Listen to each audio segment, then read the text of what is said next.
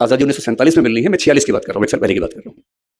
सबको पता है कि जो कांग्रेस का अध्यक्ष है उसी को भारत का अंतरिम प्रधानमंत्री नियुक्त किया जाएगा, ये सब जानते हैं।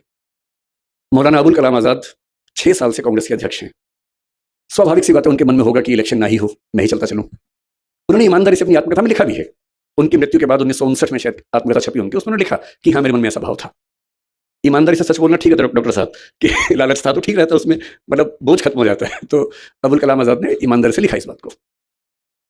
तो इलेक्शन कांग्रेस का होगा, ये घोषणा हो गई। अप्रैल महीने के अंत तक फॉर्म भरने हैं, ये भी स्पष्ट हो गया। फॉर्म भरने का तरीका ये नहीं था कि आप उठे जाके फॉर्म भर दिया कि मैं बनूंगा अध्यक्ष। उस समय का नियम था कि कांग्रेस की 15 जो प्रांत स्तरीय समितियां हैं, जिसको पीसीसी बोलते थे, प्रदेश कांग्रेस समिति, प्रदेश कार्य समिति, कांग्रेस समिति, वो नॉमिनेशन भेजेंगे कि हमारी ओर से इसको अध्यक्ष पद का उम्मीदवार माना जाना चाहिए। ये नियम था। तो चल रहा था। 15 प्रदेश समितियों में से 12 ने सरदार वल्लभ भाई पटेल का नाम भेजा कि इनको अध्यक्ष बनाया जाए। बाकी 3 ने किसी का नाम नहीं भेजा, एब्सटेन किया कि हम किसी का नाम नहीं भेजेंगे। यानी कुल मिला के एक ही नाम आया, कोई दूसरा नाम ही नहीं आया। अब मामला फंस गया। 29 अप्रैल की डेट सामने आ रही थी, दूसरा कोई नाम ही नहीं आ रहा था। फिर कहते हैं कि कुछ लोगों ने कोशिश की कि नेहरू जी का नाम भी उसमें आना चाहिए।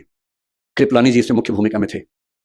उन्होंने दिल्ली की जो कांग्रेस कार्य समिति, कांग्रेस वर्किंग कमेटी है, CWC, उसके कुछ मेंबर्स के माध्यम से उनका नॉमिनेशन करवाया, जो कि जहां तक मेरी जानकारी है, मैं इतिहास का बहुत गंभीर शोधार्थी नहीं हूं, पर जितना मैंने पढ़ा है उस समय के नियमों के तहत शायद वो संभव नहीं था, तो नियम थोड़े लचीले किए गए उसके लिए। उनका नॉमिनेशन हुआ। अब इलेक्शन होने वाला है। पूरी कांग्रेस की सारी समितियां पटेल के नाम पर एकमत हैं और यह तय है कि जो अध्यक्ष बना वो कुछ महीने बाद भारत का प्रधानमंत्री होने वाला है। और तब पटेल महात्मा गांधी के पास पहुंचे।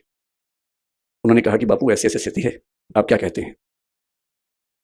क्या क्या सोचा होगा मुझे नहीं पता, पर मुझे महात्मा गांधी की नीयत पर शक नहीं होता है।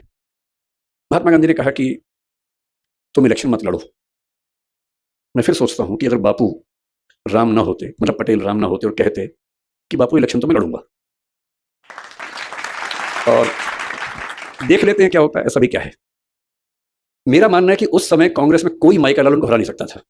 कोई माई का लाल उनको हरा दे इलेक्शन में, यह संभव नहीं था। और ये 1946 की बात नहीं है, 1950 में उनकी मृत्यु हुई आज ही के दिन। उसके 2 महीने पहले कांग्रेस के अध्यक्ष चुनाव हुआ, उसमें भी वही अध्यक्ष बना जिसको पटेल चाहते थे, पुरुषोत्तम दास टंडन, न कि कृपलानी साहब। वो इलेक्शन बहुत रोचक था। नेहरू जी प्रधानमंत्री थे, पटेल उप प्रधानमंत्री और होम मिनिस्टर थे।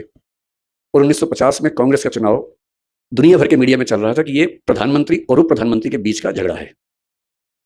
ये इस वर्चस्व का झगड़ा है कि कांग्रेस पार्टी में किसकी चलती है, किसको लोग ज्यादा सम्मान देते हैं, किसको लोग ज्यादा मानते हैं।